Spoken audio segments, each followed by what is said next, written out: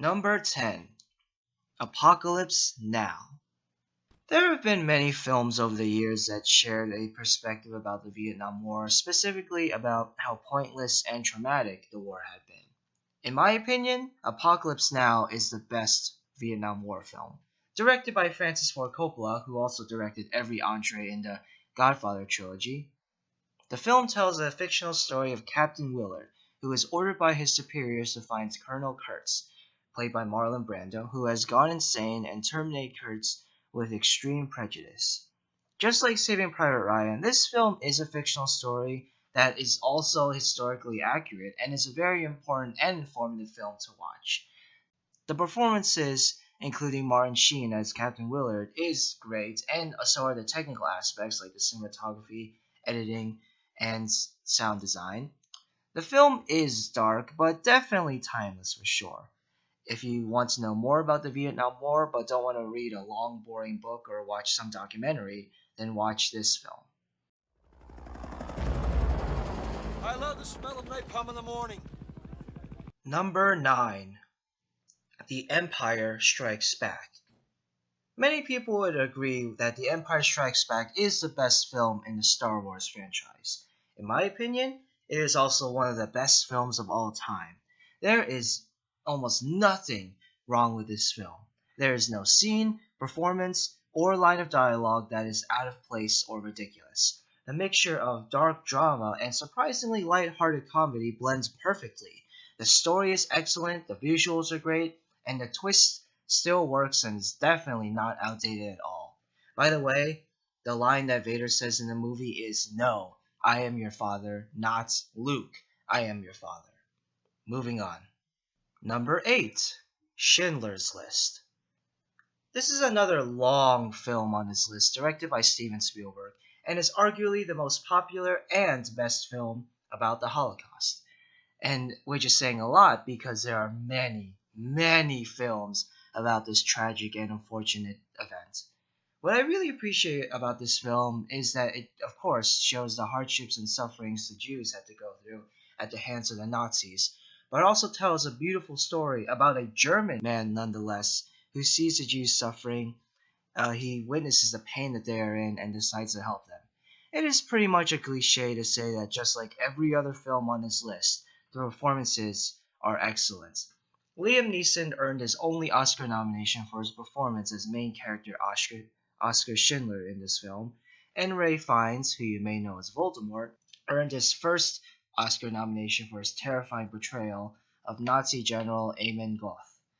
The score, done by musical visionary John Williams, is one of my favorites of his. This is a disturbing, long, yet beautiful film about one of the biggest tragedies in history and should be watched and appreciated by everyone. Number 7. It's a Wonderful Life. This is one of several films that I have to, and I mean have to watch around Christmas time.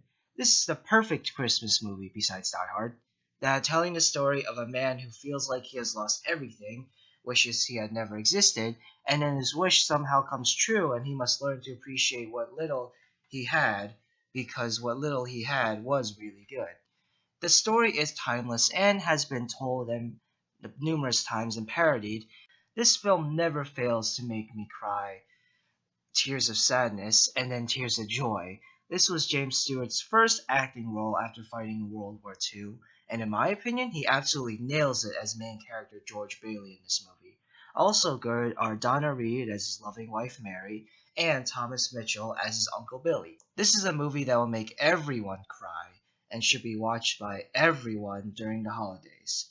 This is really the perfect Christmas movie, besides Die Hard. Yes, I said it, Die Hard is a Christmas movie! It takes place during Christmas, so it has to be a Christmas movie. Moving on. Yippee-ki-yay, motherfucker. Number 6. 12 Angry Men. How can you make a film that takes place in only one room interesting, exciting, and nail-bitingly intense? Director Sidney Lumet knows the answer to that. Or Lumet, I don't know. This is a story of 12 jurors who have never met each other before, who have a limited amount of time to decide whether this kid who's on trial, stabbed his father to death or not. The whole movie takes place in this one room in which all the jurors must stay in until they unanimously decide whether or not the kid is innocent or guilty. I don't really want to say anything else about the plot of this movie because this is a movie that should be watched with fresh eyes and a clear mind. All I'm going to say about this film is that it is a wonderfully filmed and acted masterpiece. Number 5. The Dark Knight. Considered by many to be not just the best DC superhero movie of all time, but also the best comic book movie of all time, in which I would agree, The Dark Knight is the story of Bruce Wayne, aka Batman, and his physical and psychological battle against the Joker and his own personal demons. This movie pushes Batman and Bruce Wayne beyond their limits. In fact, in the movie, his butler Alfred even says that Batman may not have his limits, but you, Bruce Wayne, do. Heath Ledger, who tragically died during the production of this film, delivers, in my opinion, his best performance as a psychotic clown Joker. The technical aspects are incredible as well, the cinematography, visual, sound design, Christopher Nolan's direction. This is a perfect movie that goes above and beyond and is my 5th favorite movie of all time. Number 4. The Lord of the Rings, The Return of the King. I originally was going to put the first Lord of the Rings, The Fellowship of the Ring, on this list because it used to be my favorite in the trilogy. However, after some thinking, I decided to put the third entree of the Lord of the Rings franchise on this list because Lord of the Rings is where all the main characters must succeed or else it means definite death for them and the entire world of good. The film doubles on the emotion, the suspense, and the visuals. It really brings all the characters to darker places.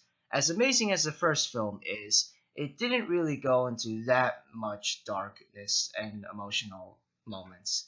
This film does. One thing that this movie gets criticized about is that there are too many endings. I don't mind it so much, but I do understand why that would irk some. Personally, I love this movie, and so few, like the first 3 films on this list, are better than The Return of the King.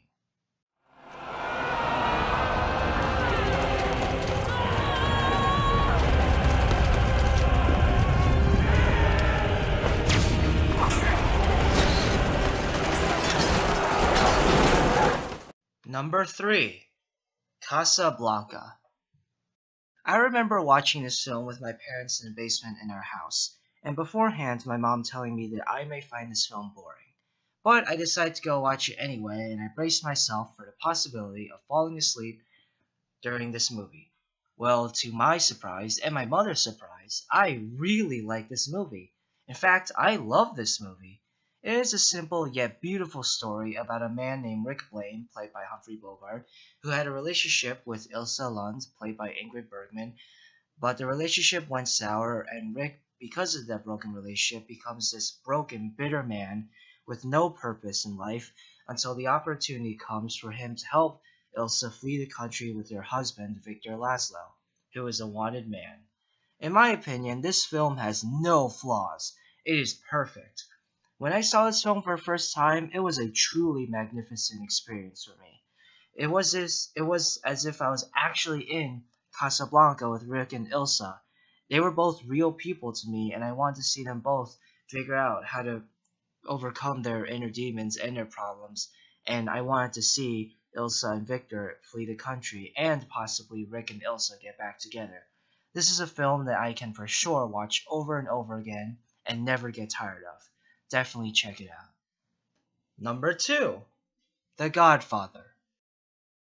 Just like Citizen Kane, this film is also considered by many film critics and film lovers as the best movie of all time. And while it isn't my favorite, I still love this movie. There are no flaws with this movie. It is perfect. The acting, the writing, the story, the themes, the cinematography, the directing, all of it is unmatched. This was, for better or worse, the film that put Francis Ford Coppola in the spotlight and made many people pay attention to Marlon Brando again after his career was starting to falter, and also put Al Pacino in the spotlight. In my opinion, every single actor and crew member on this film deserves big praise. This is a perfect film. My favorite film of all time is The Shawshank Redemption. When this film first came out to theaters, it was a box office bomb. Barely anyone watched it, and no one really paid any attention to it or remembered it until cable channel TNT got the rights to air the movie almost every Sunday night. As soon as they did, this movie's popularity skyrocketed, and I'm so glad that it did. This movie deserves praise and attention from literally everyone in the world. The story is great, the acting is phenomenal, and the writing is some of the best that I've ever heard. The story is great, the acting is phenomenal, and the cinematography is some of the best that my eyes have ever seen. This movie was nominated for Best Picture at the 67th Academy Awards, but lost to Forrest Gump, which I think is a pretty good movie. Also nominated for Best Picture that year was Pulp Fiction, another fantastic film. However, I think that The Shawshank Redemption should have won for sure, and as great as Tom Hanks was, who won the Oscar for Forrest Gump, Morgan Freeman should have won. This is a moving film that tells a great message about hope and perseverance. If you haven't seen this film, what are you doing? Watch it right now. After some thinking, I can say with confidence that this, for sure, is my favorite film of all time. You could argue he'd done it to curry favor with the guards. Or maybe make a few friends among us cons. Me, I think he did it just to feel normal again. If only for a short while. So yeah, those were my top 20 favorite movies of all time. This list was incredibly hard to make, but what was even harder to make was my list for the worst movies of all time. Unfortunately, there are so many more bad films than good out there, and it was hard to choose my personal worst. For my worst films of all time list, I decided to split the list between animated and live action movies, and to have both lists completed, and am currently recording audio for both videos. I should have those as well as a few other top 10 videos coming out soon. So on that note, thank you so much for watching. If you thought that there is a film that didn't belong, or a film that was missing, then share your thoughts down in the comment sections below. Also, what are your favorite films? Share those as well. Thanks again for watching. I'm Cotton Cola. See you soon.